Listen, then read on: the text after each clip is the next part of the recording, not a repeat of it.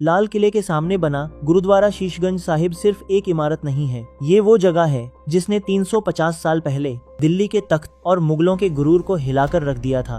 बात है साल 1675 की, जब औरंगजेब कश्मीरी पंडितों पर बहुत ज्यादा जुल्म कर रहा था और उन्हें मजबूर कर रहा था कि वो अपना धर्म छोड़कर इस्लाम कबूल कर लें। और फिर जब उन पंडितों को कोई रास्ता नहीं दिखा तो वो सिखों के 9वें गुरु श्री गुरु तेग बहादुर जी के पास आए। गुरु जी ने उनकी पीड़ा सुनी और निडर होकर संदेश भिजवाया कि जाओ और औरंगजेब से कह दो कि अगर तुम हमारे गुरु श्री गुरु तेग बहादुर जी का धर्म बदल सके तो हम सब भी तुम्हारा धर्म अपना लेंगे।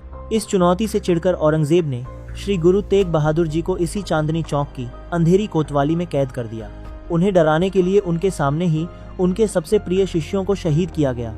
सामने बने इस शहीदी स्मारक को देखिए, यहाँ भाई मतीदास जी, भाई दयाला जी और भाई सतीदास जी ने गुरु तेग बहादुर जी के वचनों के लिए और अपनी आस्था की खातिर हंसते हंसते अपनी जान दे दी। औरंगजेब ने सोचा था कि इन बलिदानों को देखकर श्री गुरु तेग बहादुर जी डगमगा जाएंगे, पर न उन शिष्यों का हौसला टूटा और न ही श्री गुरु तेग बहादुर जी का वो महान संकल्प। आखिरकार यहीं पास में बने इस पुराने कुएं के जल से स्नान कर श्री गुरु तेग बहादुर जी ने अपनी अंतिम अरदास की ओर बड़े ही शांत मन से जल्लाद के सामने बैठ गए। वहीं उस जल्लाद ने उनका पावन शीश धड़ से अलग कर दिया। इस महान बलिदान के बाद पूरी दिल्ली में मुगलों ने इतनी सख्त पाबंदी लगा दी थी कि परिंदा भी पर न मार सके। पर मुगलों की इतनी सख्ती के बावजूद दो बड़े चमत्कार हुए।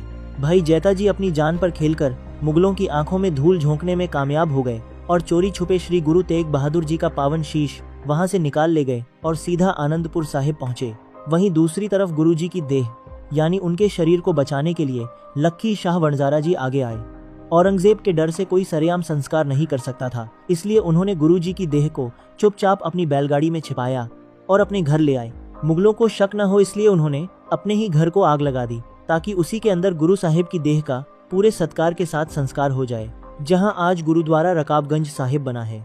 वक्त बदला और साल 1783 में सरदार बघेल सिंह जी ने अपनी फौज के साथ दिल्ली पर फतेह हासिल की। उन्होंने ही इस पावन शहादत वाली जगह को खोजा और यहाँ गुरुद्वारा साहिब जी की सेवा शुरू कराई।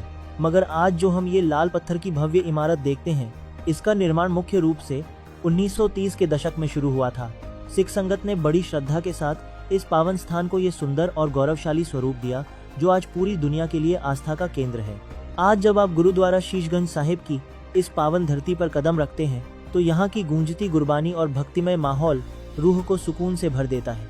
यहाँ के कड़ा प्रसाद की वो सौंधी सी खुशबू और 24 घंटे चलने वाला लंगर इंसानियत की सबसे बड़ी मिसाल है, जहाँ हर कोई एक साथ बैठकर बड़े प्यार से लंगर छकता है। इस गौरवशाली इतिहास को शेयर करें और जतिन एक्सप्लोर्स वर्ल्ड को अभी सब्सक्राइब कर लें।